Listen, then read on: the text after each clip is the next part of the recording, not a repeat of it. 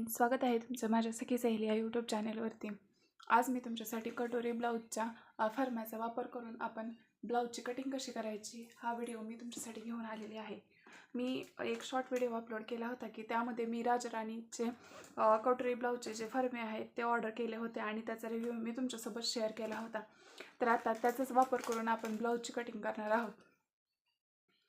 मी हे फरमेतला जो एम साईजचा आहे त्याचा ब्लाऊजची कटिंग करणार आहे।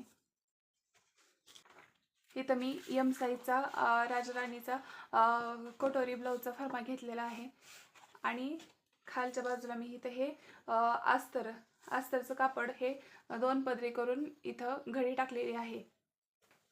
अस्तरवरती जर घुड्या वगैरे काय असतील तर तुम्हाला त्याला प्रेस करून व्यवस्थित करायचं आहे। आपल्याला अस्तरच्या कपड्यावरती हे सर्व फरमे आपल्याला ज्या पद्धतीने बसवता येतील त्या पद्धतीने हे सर्व ॲडजस्ट करून इथं बसवायचे आहेत। हा आहे पाठीचा भाग,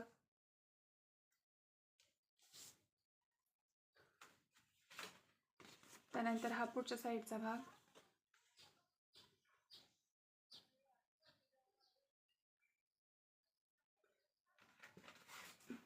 त्यानंतर हा कटोरीचा भाग,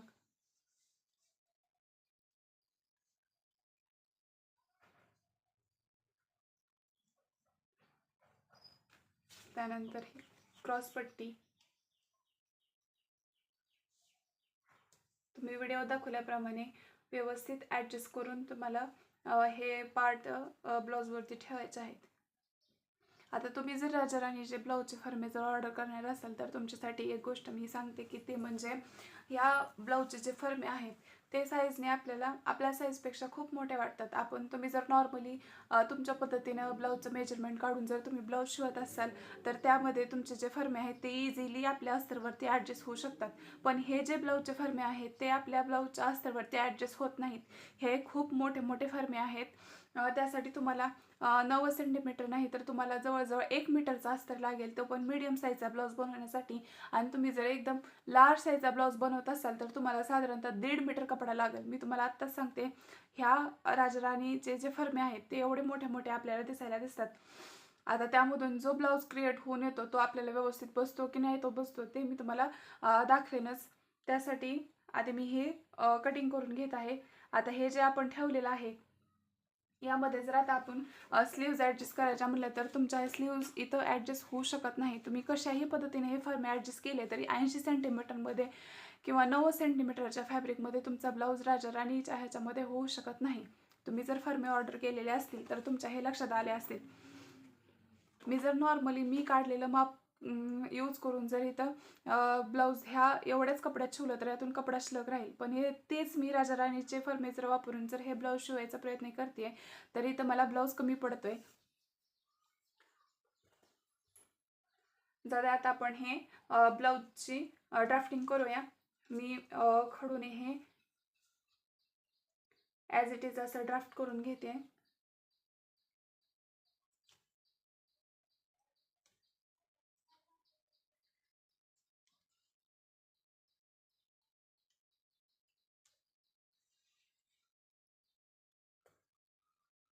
हा फाटीचा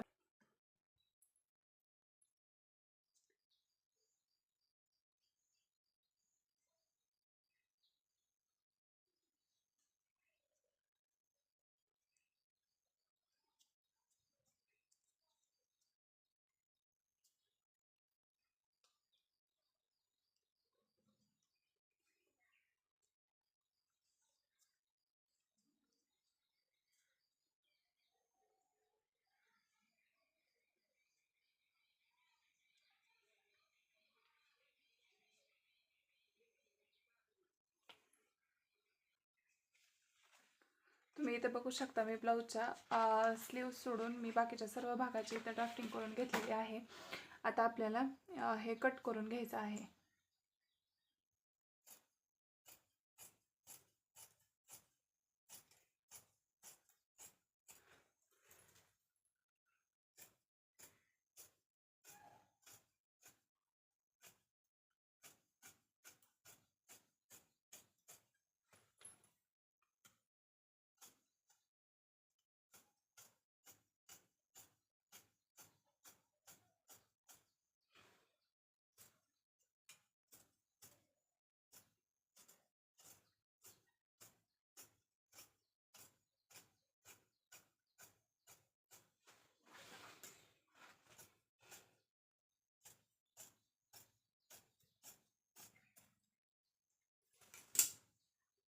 हा पहा मी इथं पाठीचा भाग कट केलेला आहे. आता तुम्हाला ही पाठीची जी ही पट्टी आहे हे तुम्ही तुमच्या इच्छेनुसार कमी जास्त करू शकता. तुम्हाला जर ही गळ्याची लेंथ जास्त पाहिजे असेल तर तुम्ही हा गळा आणखी इथं खाली घेऊन इथून राऊंड शेप देऊन तुम्ही हा गळ्याची पट्टी कमी करू शकता.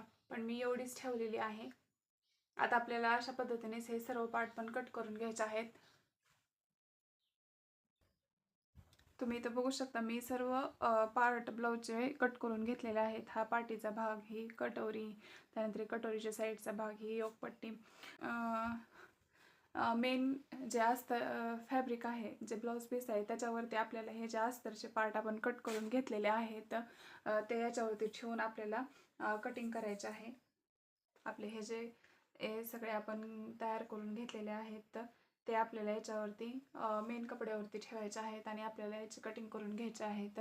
आपला ब्लाऊज पीस खूप मोठा असतो, पण आपण जर हेच माप आपल्या साध्या ब्लाऊजवरती, साधे आपले जे क्लायंट असतात ते साधे पण ब्लाऊज शिवतात, जो की मी हा असा ब्लाऊज शिवलेला आहे. हे असे जर ब्लाऊज आपल्याला या राजा राणीच्या फर्म्यामधून जर शिवायचे म्हटले तर आपल्याला कपडा नक्कीच कमी पडणार आहे. तुम्ही यामध्ये फक्त अस्तरचे ब्लाऊज आणि साड्यांमधले ब्लाऊजच तुम्ही याच्यामध्ये शिवू शकता.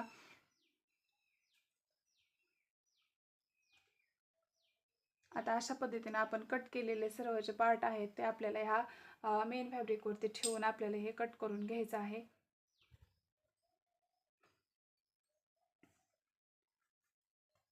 आता आपल्याला हे सर्व पार्ट कट करून घ्यायचे आहेत.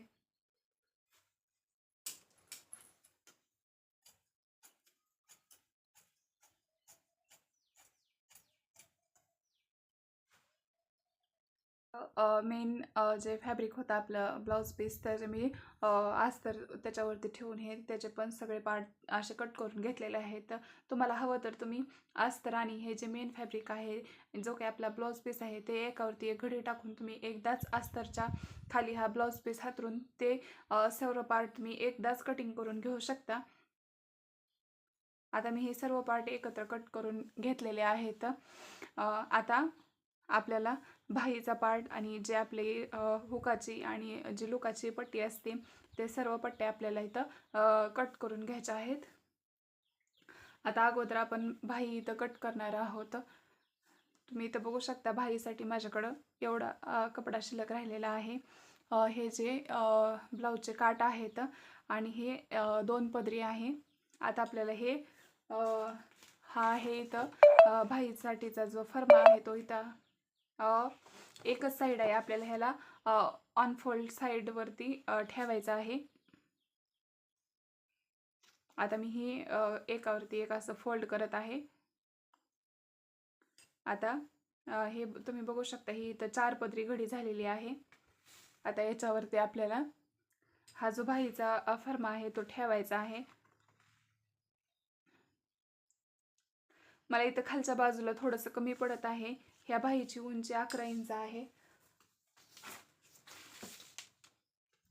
इथं बघू शकता तुम्ही बाहीची उंची 11 इंच आहे, पण मला बाही ही 10 इंचाची करायची आहे. त्याच्यामुळे मी ही खालच्या बाजूचं सोडून देत आहे. इथं वरती इथं जे अर्धा इंच सुटत आहे ते मी तसंच सोडत आहे. माझी बाही ही 10 इंचची होईल. आता हे आपल्याला आखून घ्यायचं आहे.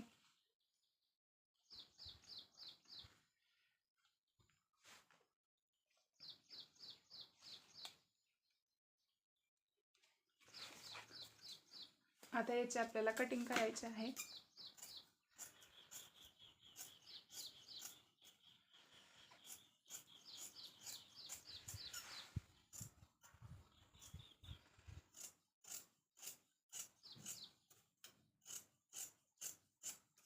आता ही बाही मी डायरेक्ट मेन फॅब्रिकवरतीच कट केलेली आहे, कारण मी बाहीला अस्तर लावणार नाही. मी अशीच ट्रान्सपरंट ही बाही ठेवणार आहे. तुम्ही बघू शकता इथं माझ्या 2 स्लीव्स कट करून झालेल्या आहेत. तुम्हाला जर बाहीला अस्तर लावायचं असेल तर तुम्ही अस्तर पण अशाच पद्धतीनं कट करून घेऊ शकता. पण अस्तर तुम्हाला हे 1 मीटर घ्यावं लागेल, कारण की 90 सेंटीमीटरच्या किंवा 80 सेंटीमीटरच्या ब्लाऊजमध्ये तुम्हाला बाहीला अस्तरसाठी कपडा उरणार नाही. हे बघा, मी 80 सेंटीमीटरचं अस्तर घेतलं होतं, त्यामधून स्लीवसाठी फक्त एवढाच कपडा शिल्लक राहिलेला आहे. ते त्या स्लीव्जला सफिशियंट नाही, म्हणून मी स्लीव्जला अस्तर लावत नाही आहे. आता याच्यातून आपल्याला हुकासाठी आणि लुकासाठीच्या पट्ट्या काढून घ्यायच्या आहेत.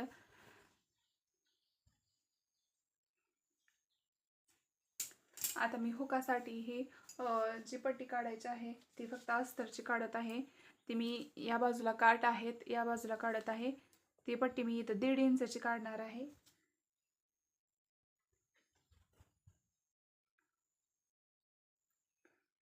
अशा पद्धतीने 1.5 इंचावर मार्क करून तुम्ही ही पट्टी काढू शकता.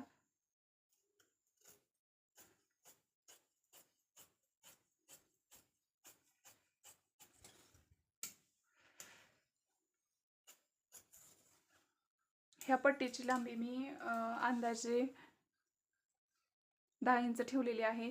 तुम्हाला जर ॲक्युरेट लांबीनं पट्टी काढायची असेल तर तुम्ही तुमच्या ब्लाऊजच्या लुकाच्या पट्टीचे माप घेऊन तुम्ही ही पट्टी काढू शकता. हुकाच्या पट्टीचे माप घेऊन तुम्ही ही पट्टी काढू शकता. त्यामध्ये तुम्हाला 1 ते 2 इंच एक्स्ट्रा घ्यावं लागेल. त्यानंतर आता लुकासाठी आपण 2 पट्ट्या काढायच्या आहेत, एक अस्तरची आणि एक मेन कपड्याची.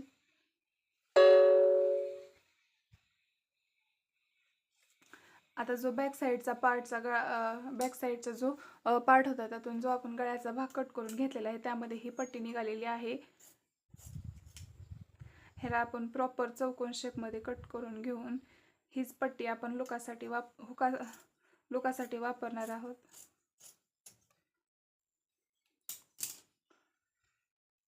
एवढी सफिशियंट होती हुकासाठी. ही 9 इंचाची पट्टी आहे उंची, आणि ह्याची रुंदी जी आहे ती इथं 3.5 इंच आहे.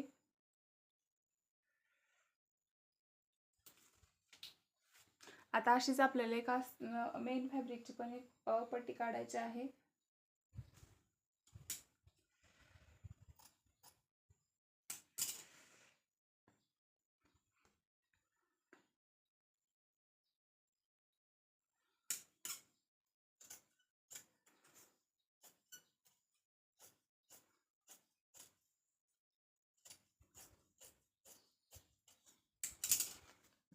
आता आपल्याला गळ्याच्या गोटसाठी 2 पट्ट्या काढायच्या आहेत.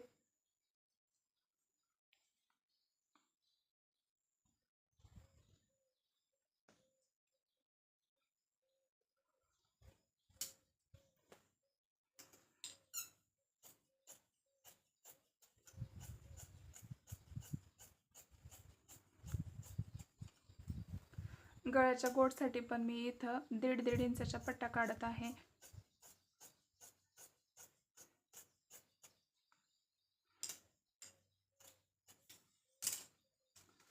तुम्ही तुमच्या गळ्याची लांबी मोजून त्यानुसार तुम्ही पट्टी काढू शकता. मी इथं गळ्याची पट्टी ही 12 इंचची काढलेली आहे. ह्या पट्ट्या आपण गळ्याचा गोट घेण्यासाठी वापरणार आहोत.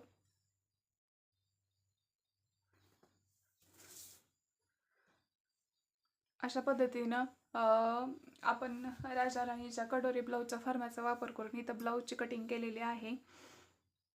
तुम्ही जर ह्या फर्माचा वापर करून साधा ब्लाऊज कट करायला गेलात, म्हणजे विदाऊट अस्तरचा, आपले जे साधे ब्लाऊज येतात जे की अशा पद्धतीचे ब्लाऊज असतात, आता ज्या ग्रामीण भागातील महिला आहेत त्या असेच ब्लाऊज शिवतात, जे की हा 80 सेंटीमीटरचा ब्लाऊज पीस असतो. तो जर ब्लाऊज पीस आपण राजा राणीचे फर्मे वापरून शिवायचा म्हटलं तर त्या ब्लाऊजमध्ये आपल्याला ह्या फर्म्याचा वापर करून त्या पीसात आपल्याला ब्लाऊज तयार होऊ शकत नाही. कारण की राजा राणीचे फर्मे जर वापरायचे असेल तर तुम्हाला साधारणतः 1 मीटर ते 90 सेंटीमीटरचा ब्लाऊज पीस लागतो.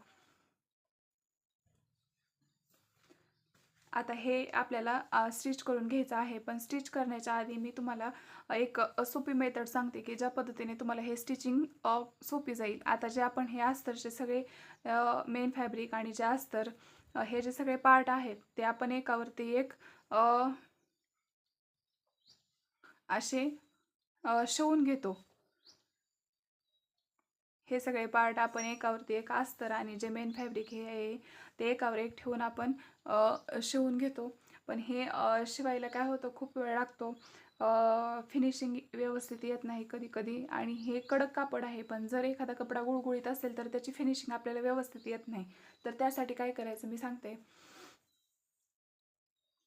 आता फिनिशिंग व्यवस्थित येण्यासाठी आणि आपल्याला हे पार्ट जोडून घेण्याची ज्या टिपा आहेत त्या वाचवण्यासाठी आपल्याला हा जो फेविकॉल आहे हा घ्यायचा आहे. आणि ह्याने आपल्याला हे पार्ट आहे सगळे एकावरती एक असे चिकटवून घ्यायचे आहेत.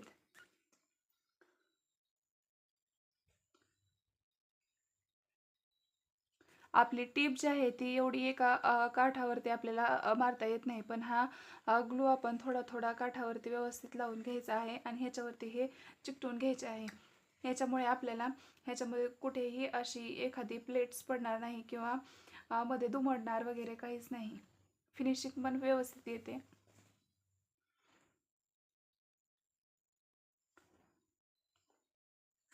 हे अशा पद्धतीने आपल्याला हे पार्ट चिटकवून घ्यायचे आहेत.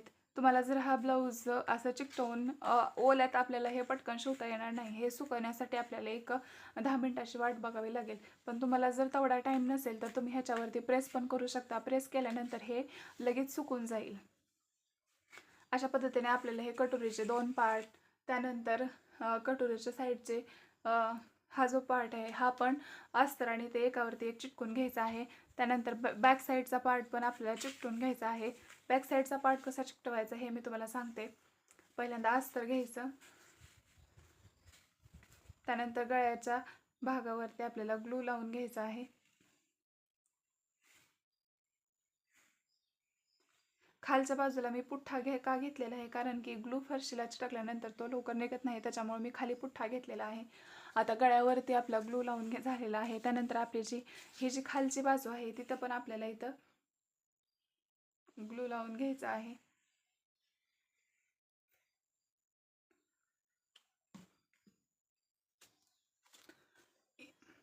त्यानंतर आपला जो पाठीचा मेन फॅब्रिकचा भाग आहे तो आपल्याला याच्यावरती उलटा चिकटवायचा आहे.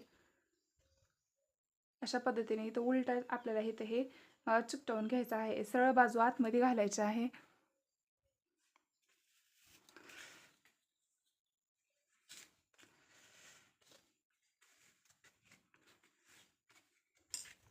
ह्या मेथडचा वापर करून तुम्ही प्रॉपर फिनिशिंगमध्ये ब्लाऊज शिवू शकता.